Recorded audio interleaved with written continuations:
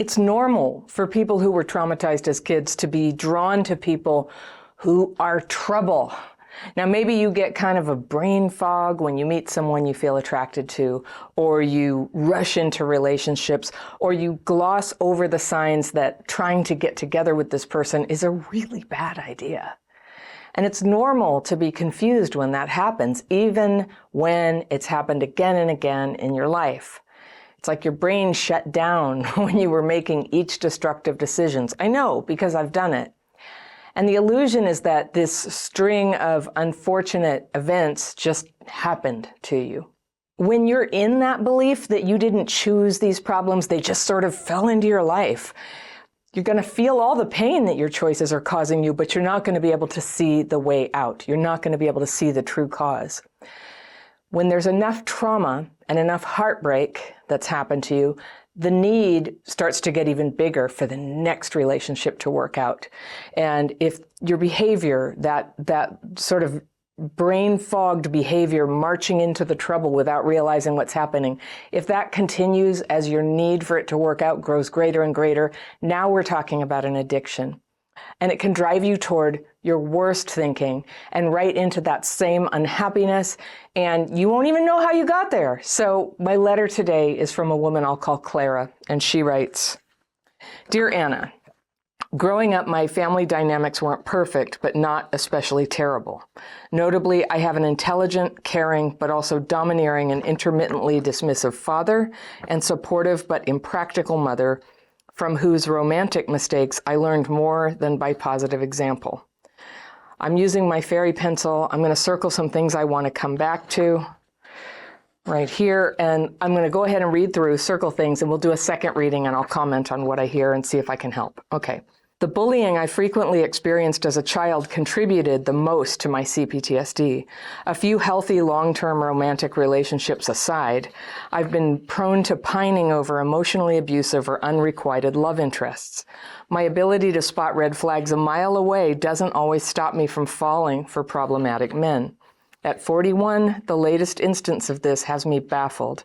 Maybe you can help me understand myself." For context, I should start with the earlier great love of my life. We'll call him David.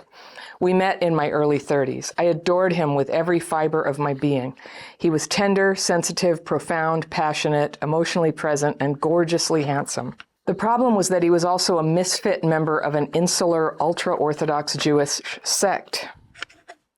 Our relationship was a secret he had to hide from his family and community for years, under threat of being shunned. We had been deeply in love for 2 years and in practice living together before we decided we wanted to get married. Because I was half Jewish on the wrong side, a traumatic cultural rejection in itself, the only way we could do so was if I went through a long, difficult process of Orthodox conversion, which he encouraged me to take on. It was during this process that David started an abusive cycle of suddenly ghosting me for months at a time. I would plead with him to talk to me and be cruelly stonewalled. When I tried to confront him, his eyes would helplessly stare at me like frightening black holes, swallowing up his silence. He himself had crippling CPTSD from decades of brutal abuse by his father, and the secrecy surrounding our relationship meant I had no support to turn to from his own sphere. I started waking up to panic attacks every morning at 5 a.m. and would cry for hours. My hair fell out in clumps. Eventually, he would return, contrite but still inarticulate, future fake me again, and the cycle would repeat. But his requirements were an ever-moving goalpost. I desperately held on to the hope that converting would be the redemptive magic bullet. But when I finally finished my conversion, instead of marrying me, David discarded me one last time. Months later, I heard rumors that he had been cheating on me under horrifyingly sordid circumstances. The feeling of shock, betrayal, outrage, grief, abandonment, and despair was soul-shattering. As I slowly rebuilt my life for a few years, my occasional lover was, in quotation marks, Juan, a friend in a sort of open marriage and infamous womanizer for whom I was the secret side chick. I was still in survival mode and starved for affection. The few times I briefly dated men who seemed like emotionally healthy candidates for a real relationship, as soon as they displayed any red flags, usually bait and switching on commitment, I cut things off and stuck to my boundaries. But I compartmentalized between Juan, an unavailable man of deplorable character. I'm going to comment right now on the florid language. This is always a red flag for me in the person who's writing. And potential life partners who were held to higher standards but falling short. Over the past few months, things were shifting for better. I was starting to feel confident and optimistic about the future and ready to let go of Juan. Then something happened that shook me to the core. There it is again. Juan and I are involved in a dance community which often hosts visiting artists from abroad. One such visitor was, in quotation marks, Miguel. When we first met, I was barely paying attention to him.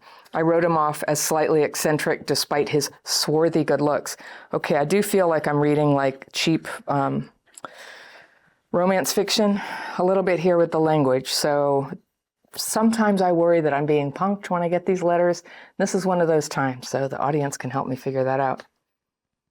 There's something that doesn't feel real. It's either not real or so dissociated that the writer is not in a reality state. I also thought he was gay, so when he was friendly, my guard went down. You can imagine my confusion when around the third time we met, he blindsided me by very suddenly making an aggressive, intoxicated sexual advance at me. I froze over as he pushed me up against a wall and pulled my hair. I told him I didn't normally sleep with people with whom I don't have an emotional connection. He persisted, expressing exasperation that I had ignored him before. Glancing down the block, I observed with a twinge of bitterness Juan walking home with his wife and thought to myself, well, what the heck, I'm curious. Our encounter ended up being consensual but awkward for both of us and rough-handed on his part. Because of the lack of emotional intimacy, I wasn't my normally passionate and joyful self either. I can't help but feel this is not a real letter. Okay. When he left in the morning, I was dazed. I didn't feel regret, but my pride was hurt. I recognized that the whole thing had started out as a borderline assault, which I had then enabled. I also recognized how passion, coercion, validation, anger, longing, and rejection were all becoming irrationally entangled in my brain. In the following days, my emotions did a backflip. Miguel now had my full attention, and his swagger and talent suddenly felt irresistible, despite myself. He poked at my wounds like crazy. I quickly realized he was another big fat womanizer. Within a week, he had pursued several of my other female friends and lost interest in me. I clearly saw all the signs of immaturity, macho arrogance, manipulativeness, opportunism, and caddishness in him, and I wanted him so bad. At first, my impulse was just to try to get one more night with him to do things over, but my feelings for him became increasingly limerent over the next few months as he extended his stay. I found myself in tears over the dismal timing of his advances and having once again been baited, undervalued, and rejected. Miguel was avoidant and testy with me at first, brushing aside my early attempts to speak frankly about what had happened between us. But with increasing familiarity, we relaxed into a weird, mutually sarcastic sense of camaraderie, the kind you get when you have dirt on each other. We joked openly about our love-hate relationship, but ultimately, I poured a lot of emotion, time, and energy into trying to win him over. As he flagrantly showered his attentions on other women, I rolled my eyes to hide my pain. A few weeks ago, Miguel successfully love-bombed yet another target from out of town and hastily moved in with her to another state. I felt a mix of sadness, sisterly compassion toward his very likable new girlfriend, and an existential terror that she, contrary to myself and all the others, would miraculously inspire real devotion in him. Intuitively, I knew his plans would fall apart within a month, and sure enough, a week after he left, I heard that he was already talking of returning. Update, he returned to town yesterday, just for a few days, and I saw him at a dance event last night with a ring on his wedding finger. Probably a green card marriage, she says. As soon as he walked in, all my emotions came flooding back after a month of being more or less completely fine. I couldn't sleep until 8 a.m. this morning. I was so triggered and anxious, and it was very clearly a response that wasn't just about him, but all the trauma that came before him. I'm still baffled over the strength of my emotions. I know people sometimes send in a PS, and I felt this was relevant. So back to the original letter before the update that she sent. During the time he'd been away, I've started coming back down to earth. I feel like I've gone cold turkey from an addictive substance.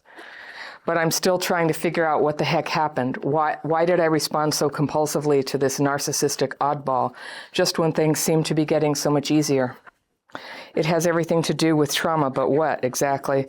Was this some kind of fawning response? Thank you. Okay, Clara. Let me see if I can help. As I've said reading this, I've been a little bit skeptical the whole time whether I was reading a real letter. And I'm going to assume that it's real, but that you're gravely dissociated from yourself, and this is all sort of turning into a narrative in your mind. It reads like a narrative and not like a person's actual experience. And occasionally people doubt that any of the other letters are real, but they are real in that I received them from people. And they have hallmarks of reality, of that they have errors in them, and they're, this one is totally error-free, it's very edited, and maybe you're a writer. But I would just say the heavy use of adjectives and the florid language. I've seen this before, I've responded to letters before, and I have a red flag when I see florid language around relationships, and I'll tell you what it signals to me. Love addiction. It's love addiction, where the actual life experiences get exalted up into this very literary narrative about what everything means. And when you just say his swarthy good looks and stuff, that is a cliche from literature. And the characters in here do read like cliches. And so I had to pause when I decided to accept this letter and go ahead and respond to it here on YouTube. And just say, I'm going to give you the benefit of the doubt. And I've seen this many times before. I think you're in deep addiction and you're not really perceiving the real layers of reality here. It's playing like a story in your mind, and that's how you're describing it. So some of the things I've noticed that seem quite checked out, or maybe, very, very driven by your internal needs and your internal narrative, is this idea, a few healthy long-term romantic relationships aside, they're like a side, but you're prone to pining over emotionally abusive and unrequited love interests. So when you describe this, it sounds terrible. It sounds like an advanced addiction. It sounds like it's tearing you down. It sounds like it's progressive, like addictions are. They get worse over time, not better if you're not in recovery. And you're 41, and I think that's a common age, maybe, that people sort of get to a crisis point of like, wow, this really isn't going to turn into true love, this pattern, right? And I think that's what you want. It hasn't been clearly articulated that what you want is to settle down with somebody. What I can feel in your letter is this, what you're in love with is this feeling of great drama, of getting swept off your feet. And these men who are wildly different and basically impossible, culturally impossible. Like, rarely do people bridge those cultural gaps of like, oh, he's in an ultra-Orthodox Jewish sect. I just wanted to point out that converting when you want to marry somebody is a very huge decision. Marrying somebody is a huge decision, and then converting to an Orthodox religion for their sake is a huge life-altering decision. And I wasn't hearing any sort of personal motivation except trying to get the man in here. And I'm not putting you down. I'm just saying this is a sign of like being very driven by an addiction and being checked out, dissociated from the gravity of your decisions, right? So you say you got you had panic attacks, your hair fell out, he'd come back contrite. You say he was future faking you again, but the minute I don't think it's possible to future fake somebody once you've ghosted them for a long period of time. That's no longer a relationship. I'm going to be very harsh here, because I would like you to wake up and just sort of see the destructive decisions here that you're making, but sort of dressing them up as a great romance with a story of how, and then it was so strong. But this is a pattern for an addictive relationship. Yeah, he just wouldn't even deal with you. Abusive cycle of ghosting you for months at a time while you were converting to his religion to marry him. I'm just like, if I'd been in your life, I would have said, wake up, Clara, wake up. There is no relationship. And if he got back in touch at times, I would say, this is the part that's the hardest thing to say, it's a booty call. It's a booty call. So you were sort of describing him as some sort of pathological person, perhaps But if you're hooked in and your whole life, you're actually like changing your whole religious beliefs for somebody you consider to be crazy and pathological and a narcissist, I question you. I question you and what drove you to do that. And I'm not like, I'm very little interested in who these characters are who were such jerks. It's like that question has been answered. The question is, what's going on that you're compelled to keep going into these horrible, horrible situations and thinking it's going to go better? So you slowly rebuilt your life, and your occasional lover was this guy, Juan. He was sort of in an open marriage. So right there, I can tell your life isn't getting back together, because when you have an occasional lover who is sort of in an open marriage, then he's sort of cheating on his wife, and you're sort of like, harming another person too, and harming a family structure. And you're saying you were the secret side chick. That's not like a cute detail. That is a terrible thing. That's a terrible situation for your life and anybody who's in it. Like, I'm here to be like it's a drowning woman, get out of the water, get out of the water. Let's get you onto the raft right away. Do not be the side chick. So you were still in survival mode and starved for affection. I get it. Sometimes you briefly dated men who seemed emotionally healthy candidates for a real relationship. As soon as they displayed any red flags, usually bait and switching on commitment. So I was curious about that, because commitment takes like a year and a half to demonstrate. So I suspect that they could say anything at the beginning, and then you thought they tricked you if they said, oh yeah, I'll be committed to you. Future faking. But I'm going to put it on you. You're 41. And I want you to just, I'm going to suggest a whole lot of boundaries to you about getting real about some things. Nobody can future fake you if you actually follow a realistic timeline of getting to know somebody before you're in a relationship with them, before you're expecting any kind of commitment from them, before you're having sex with them. All right, that's how it's done. You thought you had emotionally healthy guys, but then they would bait and switch on commitment, and you would cut things off and stick to your boundaries. I don't know what your boundaries were, but I compartmentalized between Juan, an unavailable man of deplorable character. That florid language right there, I don't know, it doesn't feel like it's coming from your heart. And potential life partners who were held to higher standards, but falling short. So you compartmentalized, but potential life partners held to higher standards. You're not with them now, so whatever happened there, that wasn't really, I just don't think anybody who's having relationships with people of deplorable character and being the side chick and everything, that's pretty much going to change your energy so that it's virtually impossible to form a healthy relationship with anybody. People would sense that in you, or outright find out the facts about what you were actually doing with your life, and they would flee. Healthy people would. So I want you to be straight about that. You can't really play it both ways. Like, I'm going to get a healthy person, but I'm going to just have this huge addictive mess of people and men and, complications and stuff. I was starting to feel confident and optimistic about the future and ready to let go of Juan. Here's another high standard I want to put in front of you. Getting ready to let go of somebody is not healthy. You're not in a healthy state. You're just somebody who's in addiction right now. And I'm talking as somebody, like, I've had partners who were addicted to heroin, and they're always saying and they mean it. They're going to get off tomorrow. They mean it. But it means nothing. The only thing that means anything is when people are off it for a very long time. And so the fact that you need somebody who you consider deplorable, that you need somebody in your life for occasional secret hurt other people sex, you're in a bad state. That's a very bad spiritual and emotional state right there. And then something happened that shook me to the core. I'm not surprised. So you're sort of presenting this as, I was almost going to leave this terrible way of life, but then something bad happened. I'm like, of course it did. When we're engaged in that kind of thing, and again, I speak from my own experience, when you're engaged in destructive sexual and emotional and romantic behavior, addictive behavior, bad things happen in your life, very bad things. I think it's right up there with like hardcore drugs, that it functions as a portal for evil getting into your life. It just does. Really bad things can get into your life when you're behaving this way. And turning the ship, having that exorcism in your life, is going to take a very big motion of prayer and willingness to go to any lengths to make a change.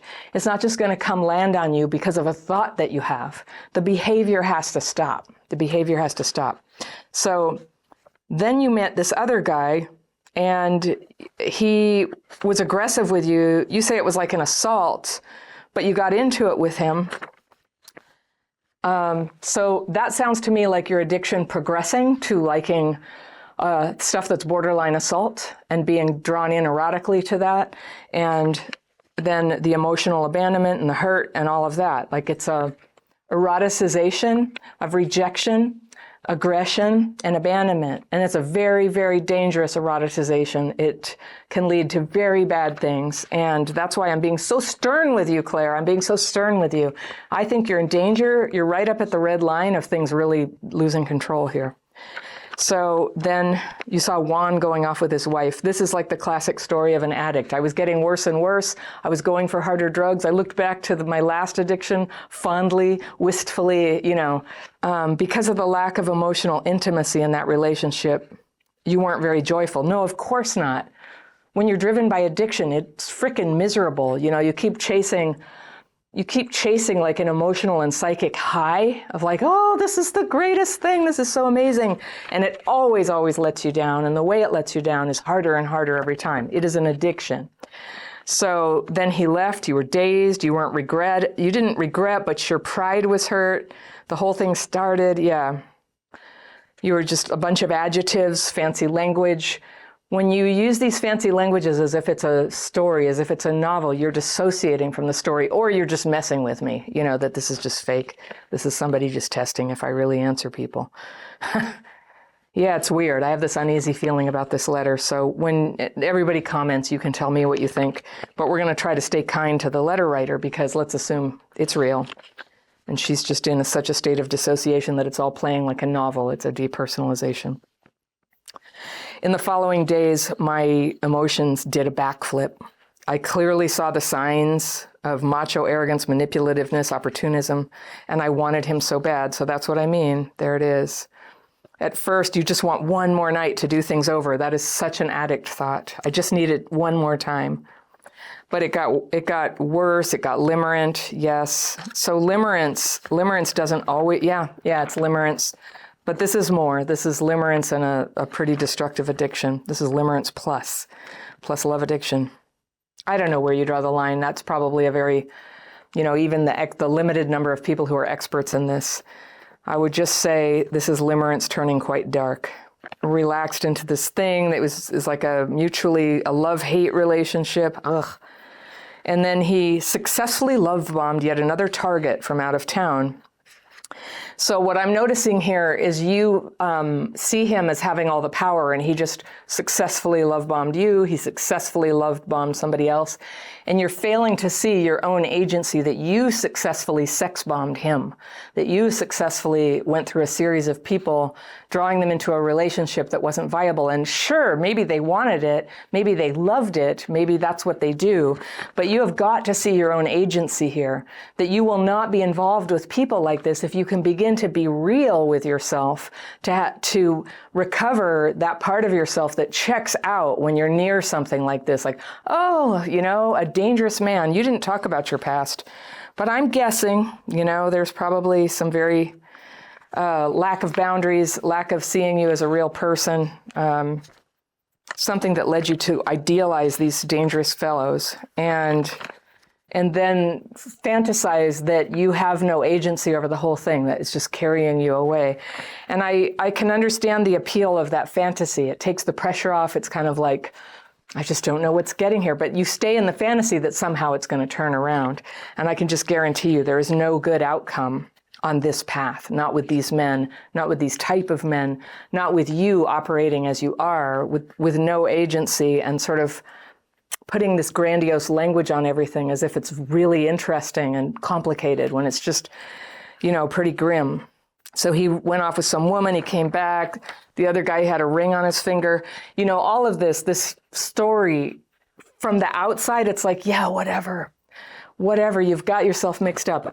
You're not the first person I've met of a woman who gets involved with men who are culturally different and they have to act as interpreters for them and sort of, you know, there's something about men from another culture if you're doing that as a pattern, there's something going on. There's some trauma wound going on. I think it's totally possible for any of us to fall in love with somebody from another culture, but when it's always from another culture, you know, what is that? And not even the same culture. So you started coming back down to earth. You're saying, I know trauma has something to do with this, and I'm sure it does. But what I want to bring your attention to is, regardless of what happened to you, the one thing that matters is that you get real with yourself about what you're experiencing right now, the choices that you're making right now. And I'm just going to, you asked me, right? You're like, is this some kind of fawning response? No, it's an addict response. It's like I'm sure there's all kinds of elements of fight, flight, freeze, fawn. There's so many colors in all of this, but it's a kind of madness. It's a obsession with intoxicating feeling. It's an obsession with an intoxicating feeling that is used to escape. That's what an addiction is.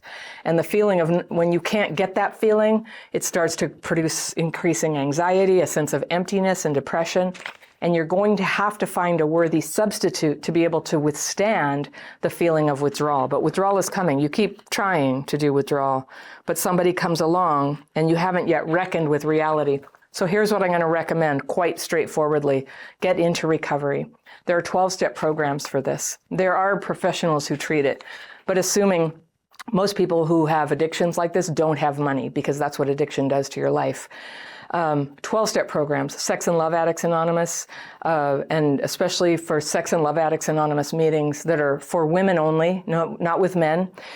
I'll just tell you frankly, like going to Sex and Love Addicts Anonymous meetings with people who you might be attracted to is a slippery slope. And especially when, the people might be back attracted to you and you end up with some sort of like voodoo radar of, pinging each other's addictive buttons. And so, just staying with people where it can be all about recovery and friendship and support and getting real with each other. The two things that I recommend to everybody who's trying to recover from any kind of trauma-driven life problem is that you need good tools and you need support. So my program has great tools. You certainly would be welcome to come in here, but I do think it would be best for you to be specifically in the context of love addiction and women who are love addicted, and start to hear their stories and start to hear how you're not alone, how there's great similarities. Your story has so many classic earmarks. You're going to hear it in so many other women's experience. You're going to hear from women who have a lot of recovery down the line, like how did all that turn out? What did they actually do to get better? And that is a very, very powerful thing to do if you have the cojones, okay? If you have the nerve to go be honest with other people about what's been going on, and let them know you, let them be in your life. Go find the person who has what you want, and not just like the easier, softer way person of like, they have what I want and that they still get to see all kinds of, addictive partners, but somebody who actually like has the end goal that you want to be peaceful, happy, perhaps in a relationship. Although I would say great sponsors don't have to be in a relationship. They don't have to be demonstrating that in their life. Maybe they will in the future, or maybe they won't. What you need is somebody who knows how to work the 12 steps, who knows how to work a really rigorous 12-step program and can show you how to do it. And then I would suggest asking them if they will sponsor you, and if they say yes, do what they instruct. You can always quit, but without resistance, just follow their instructions. The thing about 12-step sponsors, I've had them, I've been one, is not everything they're saying will make sense in the beginning.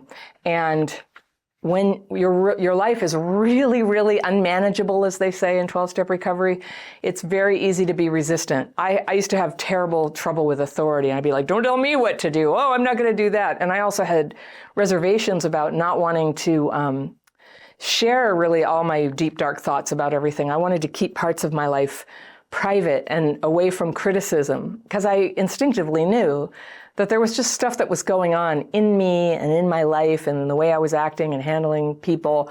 I knew that I was going to be called out on it, and I didn't want to be. I wanted to just have that for a while.